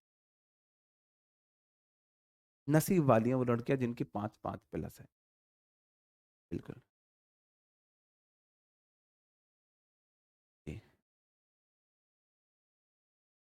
लड़कियों से क्या दुश्मन, यार मैंने क्या दुश्मनी बात कर दी? दुश्मनी वाली बात मैंने कोई की? ठीक है। ही सिंगुलर सब्जेक्ट है, इज सिंगुलर वर्ब है, एज टॉलर एज, उतना जितना, तुलना ही तो हुई। जैसे कि he is taller than I, ये मैं हूं, ये मेरा भाई है, वो मेरे से भी लंबा है। और ये मेरा भाई है, ये मैं हूं। He is taller than I, तो ये ही है, ये आई है, तुलना हुई है। He is taller than I. यहां पे he is as tall as me आएगा, आई आएगा, यहां पे भी आई आएगा। क्यों? ही सब्जेक्ट है, इज लिंकिंग वर्ब है, एज टॉलर एज कोई वर्ब नहीं है, तो लिंकिंग वर्ब के बाद प्रोनाउन का सब्जेक्टिव केस आता है, पहला नियम। इसी में दूसरा नियम घुसेड़ लो कि भाई जब भी दो प्रोनाउन के बीच तुलना होगी सेम केस में होगी। एज एज तुलना को दिखाता है, एज एज तुलना को दिखाता है। मेरा कजिन है, मेरी बराबर की हाइट का है।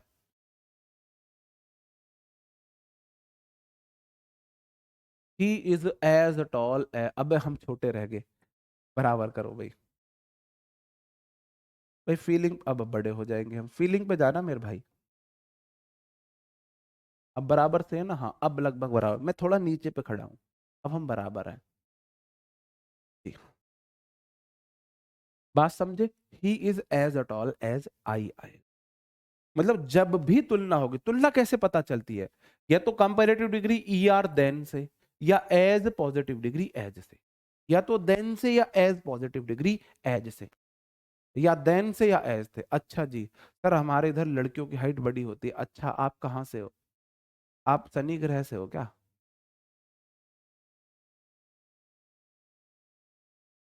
और ये शादी ब्याह में देख भाई, शादी ब्याह में दुनिया के सारे ड्रामे होते हैं, सारे नाटक वहीं होते हैं। फेस पे पुताई की हुई होती है और नीचे से इन्होंने वो लगा सपोर्टर पहन रखा होता है हाइट के लिए, है ना, 6-6 इंची सैंडल, 6-6 इंची सैंडल। तो शादी ब्याह में देख के तुम ये डिसाइड मत कर लेना ये लड़की बहुत सुंदर है या इस लड़की की हाइट बहुत अच्छी है, कभी मत करना ऐसा, कभी मत सोच लेना ऐसा। शादी ब्याह, अगर तुम्हें कभी कंफर्म करना है ना कि हाइट कैसी है, सुंदरता कैसी है, तो कभी देखना वो जब, है ना, खेतों पे जाए, खेतों पे जाए या फिर वो गोबर वोबर लेके वो जाए, तब देखना है। ओके, क्वेश्चन है I am better than. I am better than, better than से तुलना हुई, तुलना से पहले देखो आई सब्जेक्टिव केस है तो हिम नहीं आएगा, ही आएगा। You are not as positive degree as तुलना को दिखा रहा है।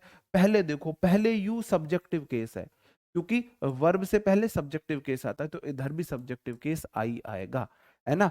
I am smaller than, I subject है, एम वर्ब है, स्मॉलर देन तुलना हुई, तुलना हुई, तुलना से पहले केस देखो, आई सब्जेक्टिव केस है तो इधर भी सब्जेक्टिव केस आएगा यू। यू सब्जेक्टिव ऑब्जेक्टिव दोनों केस होता है, यू तो दोनों केस होता है, तो दोनों केस होता है, ठीक है। अब आप बोलोगे जी तो फिर ये इसमें नियम क्या रहा, ये तो एक ही तो बात रही, हमेशा सब्जेक्टिव केस आ रहा है। अच्छा जी, अभी घुमाएंगे तुम्हें, देखो अभी घुमाएंगे तुम्हें, जल्दी जल्दी बताना है। You are more beautiful than her में कहां पे एरर है, she likes you as much as I में कहां पे एरर है, he appreciated me as much as she में कहां पे एरर है, या फिर as the teacher of science you are far better, for नहीं है फार बेटर है, far, far better than him में कहां पे एरर है, बताओ जी। नहीं, दूल्हा का क्या धोखा बेचारा, दूल्हा तो अपनी सेविंग भी, आपको देखा होगा वो करके नहीं आता, खत बना के आ जाता है ऐसा ही। दूल्हा क्या धोखा करेगा बेचारा, वो तो पीड़ित होता है उस दिन। आपने देखा है जब किसी बकरे की बलि दी जाती है तो उसको नहलाया धुलाया जाता है, बहुत अच्छे से सजाया जाता है, उस दिन उसकी मसाज की जाती है ना, बहुत अच्छे से नहलाया धुलाया जाता है, तो वही दूल्हे का हाल है। उस दिन उसकी बलि की तैयारी होती है, इसलिए उसको थोड़ा बहुत सजा पुजा देते हैं। वर्कशीट कब देंगे मेरे भाई, वर्कशीट रेडी हो रही है, वर्कशीट आपको मिल जाएगी, बताओ जी। लड़कियों की हाइट कम होने की वजह मेरे अकॉर्डिंग है बर्गर पिज्जा खाना, मतलब ये जो गंदा खाना अब हमारा शुरू हुआ है, दूध दही का ना खाना, ये है मेरी वजह, मेरा जो मानना है। पहला question you are more beautiful than her नहीं होगा, सी होगा, तुम उससे ज्यादा सुंदर हो। He likes you as much as, ये है ना क्वेश्चन जो मुझे पता करने हैं। तुम कितना दिमाग दौड़ाते हो, तुम्हारे दिमाग की तो यहाँ पता चलेगी ना, यहाँ पता चलेगी। First she, second third fourth no error, ओए होए होए होए।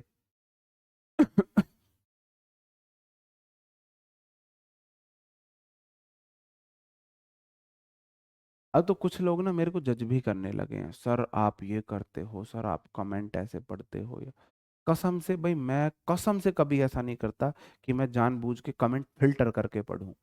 जो सामने आ गया वो पढ़ लिया, जो भी सामने आ गया वो पढ़ लिया, फिर भी मेरे ऊपर इल्जाम लगना ही लगना है ना, फिर भी इल्जाम लगना ही लगना है। देखो भाई ध्यान से समझना, बहुत दिमाग की बत्ती जला लेना, मेंटोस खा लेना अगर पास में हो तो। ई सिंगुलर सब्जेक्ट है, लाइक्स वर्ब है, सिंगुलर वर्ब है। मैंने आपको एक बात बताई थी, verb let like between but except prepo के बाद यू यहां पे क्या है, ऑब्जेक्टिव केस और सब्जेक्टिव केस। यू के दोनों केस सेम होते हैं, जैसे ही का सब्जेक्टिव केस मतलब ही का ऑब्जेक्टिव केस हिम होता है, यू के दोनों केस सेम होते हैं, सब्जेक्टिव केस भी यू ऑब्जेक्टिव केस भी यू। आई लाइक ही होगा, आई लाइक हिम होगा, आप बोलोगे जी आई लाइक हिम होगा, है ना, तो आई लाइक के बाद ऑब्जेक्टिव केस आता है, तो यू का तो सब्जेक्टिव केस भी यू ऑब्जेक्टिव केस भी हो, इसका मतलब यहां पे यू ऑब्जेक्टिव केस में है। एज मच एज से तुलना हो गई, तुलना हो गई, तो जब भी तुलना होगी सेम केस में होगी। अब मुझे नहीं पता आई ठीक है नहीं है, मैं वापस चलूंगा, क्या एज प्रोनाउन है नहीं, मच प्रोनाउन है, एज नहीं है नहीं, यू प्रोनाउन है हाँ। कौन सा केस है? वर्ब के बाद तो ऑब्जेक्टिव केस है। ऑब्जेक्टिव केस की तुलना ऑब्जेक्टिव केस से होगी तो यहाँ पे आई नहीं आएगा, नहीं आएगा। सही बात है जी। She likes you as much as me, वह जितना मुझे पसंद करती है उतना ही तुम्हें पसंद करती है, ये बोलना चाह रहा है। क्वेश्चन नंबर 2, ही एप्रिशिएटेड, ही सिंगुलर सब्जेक्ट है, एप्रिशिएटेड वर्ब की सेकंड फॉर्म है। एप्रिशिएटेड के बाद मी प्रोनाउन का ऑब्जेक्टिव केस है, क्योंकि वर्ब के बाद प्रोनाउन का ऑब्जेक्टिव केस आता है। एज मच एज से तुलना हुई, तुलना अगर होगी सेम केस में होगी। यहां पे मेरे को दूसरा केस चाहिए, मैं इधर देखूंगा। पहले वाला केस, इससे पहले इसके रास्ते में पहले मी ऑब्जेक्टिव केस पड़ेगा, तो मेरे को ये भी ऑब्जेक्टिव केस करना पड़ेगा। सी का ऑब्जेक्टिव केस हर होता है, सी का ऑब्जेक्टिव केस हर होता है। बात समझन में आ रही है मेरे भाई? बस आपको तुलना देखनी है, पहले वाला केस देख लो बस। एज दोनों में आ जाता है, सो एज सिर्फ निगेटिव में आता है। एज दोनों में आ जाता है, एज दोनों में आ जाता है। इंग्लिश में मेरे को इस रूल पे श्राप था, बड़ी मुश्किल से दूर किया इसे। As a teacher of science, एक साइंस के टीचर की तरह, आर यहां पर वर्ब है, आर यहां पर वर्ब है। As the teacher of preposition science उसका ऑब्जेक्ट है, आर यहां पर वर्ब, उससे पहले यू सब्जेक्ट है, यू सब्जेक्ट है। आर फार बेटर देन, मेरे भाई you are far better than him नहीं होगा, ही होगा। फार बेटर से तुलना हुई, तुलना हुई, तुलना होगी सेम केस में। पीछे देखो यू यहां पे केस आया, यू सब्जेक्टिव केस है, ऑब्जेक्टिव केस है। आर वर्ब से पहले सब्जेक्टिव केस यू रहा होगा, अगर ये सब्जेक्टिव केस है तो इधर भी सब्जेक्टिव केस ही आएगा। जिस लेवल तक का क्वेश्चन बन सकता था मैंने आपको उस लेवल तक का क्वेश्चन करा दिया है, उस लेवल तक का क्वेश्चन मैंने आपको करा दिया है। ठीक है जी, अब आप बात को समझ गए हो। ये वाला नियम से अगर अब एरर आएगा आप कर लोगे मेरे भाई? अब एरर आएगा कर लोगे? जल्दी से अब 2 एरर और देख लो। ये प्रीवियस ईयर क्वेश्चन है, वो मैंने नहीं बदले हैं। उतना जितना, एज मच एज मतलब उतना जितना।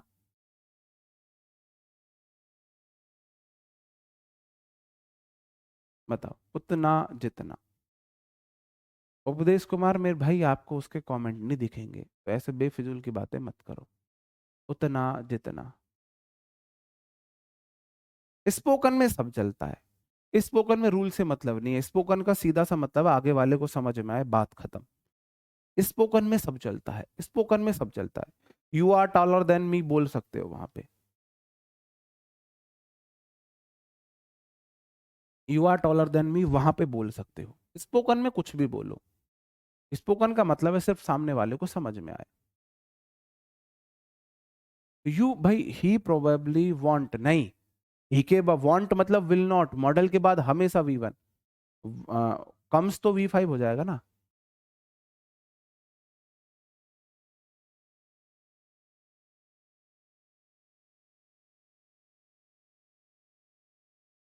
ऑन प्रेपोजिशन है, कॉन्ट्ररी टू अर्लियर रिपोर्ट, पुरानी रिपोर्ट के विपरीत। ऑन कॉन्ट्ररी टू होता है के विपरीत, के विपरीत।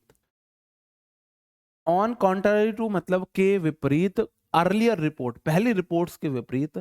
I subject, found V2, found verb है, वर्ब के बाद प्रोनाउन का objective case. I found him brighter then, brighter then, अब यहां पे आई सब्जेक्टिव केस दे दिया। पॉजिटिव की ER डिग्री, देन लगा मतलब तुलना हो गई, तुलना हो गई। और जब भी तुलना होगी तो प्रोनाउन के सेम केस में होगी, सेम केस में होगी। आई का पहले केस देख लो, हिम आया है, ऑब्जेक्टिव केस आया है। ऑब्जेक्टिव केस की तुलना ऑब्जेक्टिव केस से होगी। मी ड्यूरिंग आवर मीटिंग उसका ऑब्जेक्ट है, वी सब्जेक्ट है, लाइक वर्ब है, यू ऑब्जेक्टिव केस है, एज मच एज से तुलना हुई, हिम भी ऑब्जेक्टिव केस है। In the whole family, in the whole family sentence, बताओ इसमें कहां पे एरर है? बताओ इसमें कहां पे एरर है? जी पूजा जी धन्यवाद, बहुत बहुत धन्यवाद।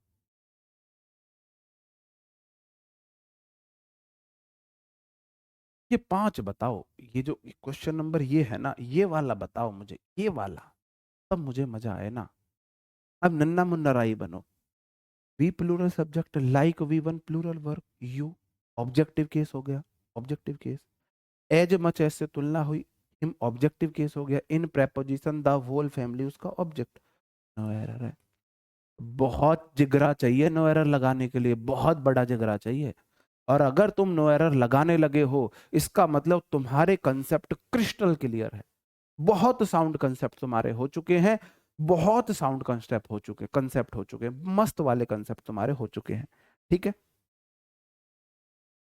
अब ये लास्ट क्वेश्चन है। फिर हम अगले रूल पर आते हैं। हालांकि 5 ही मिनट बचे हैं, नहीं 5 नहीं, 7 मिनट है। अगला रूल हम देख लेंगे, कर लेंगे, कोई दिक्कत नहीं है।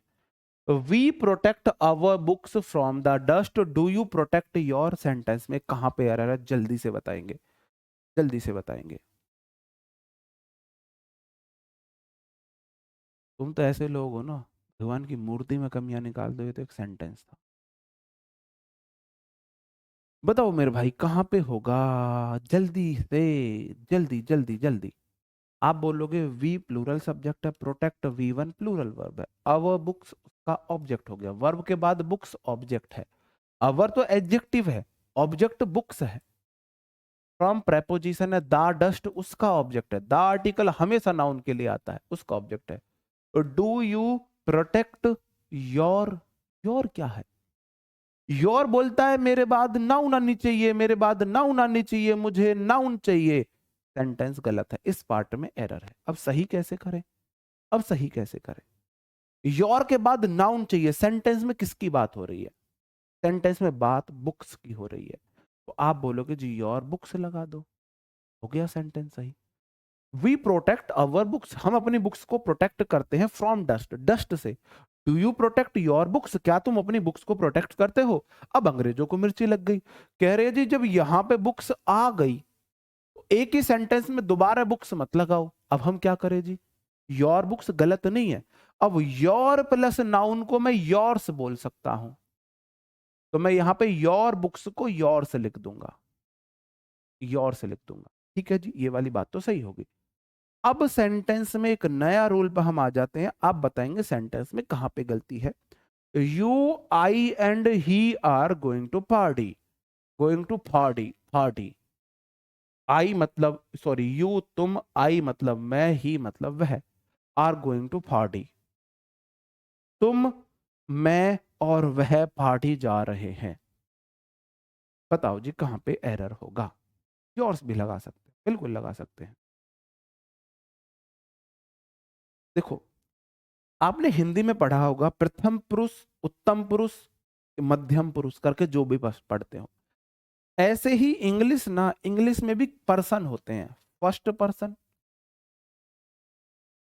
सेकंड पर्सन और थर्ड पर्सन। इंग्लिश में प्रथम पुरुष होता है शायद तुम, और द्वितीय पुरुष होता है वे सब, और थर्ड पर्सन होता है मैं। ऐसा शायद, मुझे नहीं पता, इंग्लिश में ऐसा नहीं होता है। इंग्लिश में प्रथम पुरुष है आई वी, आई वी प्रथम पुरुष होते हैं, आई या वी, मुझे नहीं पता, हिंदी का नहीं पता, सॉरी मैं गलत बता गया हूं, उस सीक्वेंस बताना था मुझे। आई वी फर्स्ट पर्सन होते हैं हिंदी में, यू सेकंड पर्सन होते हैं हिंदी में, बाकी सब, बाकी सब, बाकी सब थर्ड पर्सन है। I we first person, you second person, बाकी सब थर्ड पर्सन। मैं या हम फर्स्ट पर्सन है, तुम सेकंड पर्सन हो, बाकी सब थर्ड पर्सन है। फर्स्ट पर्सन क्या होता है, फर्स्ट पर्सन होता है मेरे भाई स्पीकर, फर्स्ट पर्सन होता है स्पीकर, बोलने वाला। जैसे मैं तुम्हें पढ़ा रहा हूं तो मैं बोलने वाला हूं, मैं फर्स्ट पर्सन हूं। सेकंड पर्सन होता है टू whom वी स्पीक, जिससे बोला गया है, टू whom वी स्पीक, जिसको मैं बोल रहा हूं। तुम सेकंड पर्सन हो, मैं तुम्हें सुना रहा हूं, तुम्हें सुना रहा हूं। और थर्ड पर्सन होता है about whom we speak and all में आ जाएंगे। फर्स्ट पर्सन बोलने वाला, सेकंड पर्सन जिससे बोल रहा हूं, ना कि लिसनर। कई बार हम गलतियां कर देते हैं, लिसनर को, बोलने वाले को फर्स्ट पर्सन बोल देते हैं, सुनने वाले को सेकंड पर्सन बोल देते हैं और बाकी को थर्ड पर्सन बोल देते हैं। वो गलत है, वो कंप्लीटली गलत है। फर्स्ट पर्सन बोलने वाला, सेकंड पर्सन जिससे मैंने बोला है और थर्ड पर्सन होता है हमारा लिसनर। एक केस दे रहा हूं, एक केस दे रहा हूं, एक केस दे रहा हूं। ये कोई बहू है, क्या है, बहू। ये फोन पे बात कर रही है, फोन पे बात कर रही है भाई, ये फोन पे बात कर रही है। ये बात कर रही है अपनी माँ से, वो फोन पे सुन रही है। और ये बात कर रही है, बुराई कर रही है, बुराई कर रही है अपनी सास की, सासू की बुराई कर रही है। और ये सारी बातें आपकी नंद ने सुन ली है। आपकी नंद ने, देवरानी जेठानी जो भी है, पड़ोसियों ने, आप केस कोई भी ले सकते हो। पड़ोस में झगड़ा हो रहा है, एक इंसान दूसरे इंसान को गाली दे रहा है, बाकी सब सुन रहे हैं। आपको बताना इसमें फर्स्ट पर्सन कौन सा है, सेकंड पर्सन कौन सा है, थर्ड पर्सन कौन सा है, बताओ जी। बोलने वाला फर्स्ट पर्सन, वह बात अपनी मां को बता रही है, सेकंड पर्सन। वह अपनी सासू मां के बारे में बुराई कर रही है, थर्ड पर्सन। बात इसने सुनी है, इन लोगों ने बातों को सुना है, ये कौन से पर्सन है, बताओ। अब ये कौन से पर्सन है भाई, जो बोलेगा वो फर्स्ट पर्सन है, जिससे बोलेगा वो सेकंड पर्सन है, और जिसके बारे में बात होगी प्रथम पुरुष, मध्यम पुरुष, उत्तम पुरुष। हाँ, सासू के बारे में बुराई करी है, थर्ड पर्सन हो गया। अब इन लोगों ने सुन लिया, नंद ने सुन लिया, देवरानी ने भी सुन लिया, जेठानी ने भी सुन लिया, और थोड़ा बहुत कसर रह गई हो तो हस्बैंड ने, देवर जेठ ने भी सुन लिया, और सबसे बड़ी आफत सास ने भी सुन लिया। अब क्या होगा भाई, सिंपल सी बात है। बोलने वाला फर्स्ट पर्सन, सुनने वाला सब, जिससे बोला गया है वो से। देखो, ये अपनी माँ को सुना रही है, ये सेकंड पर्सन है, इन लोगों ने भी सुना है, लेकिन उसकी इंटेंशन इनको सुनाने की नहीं थी, ये सेकंड पर्सन में नहीं आएंगे। जैसे कि मैं आपको पढ़ा रहा हूं, मैं पढ़ा रहा हूं, मैं बोल रहा हूं फर्स्ट पर्सन, आप लोग सुन रहे हो सेकंड पर्सन।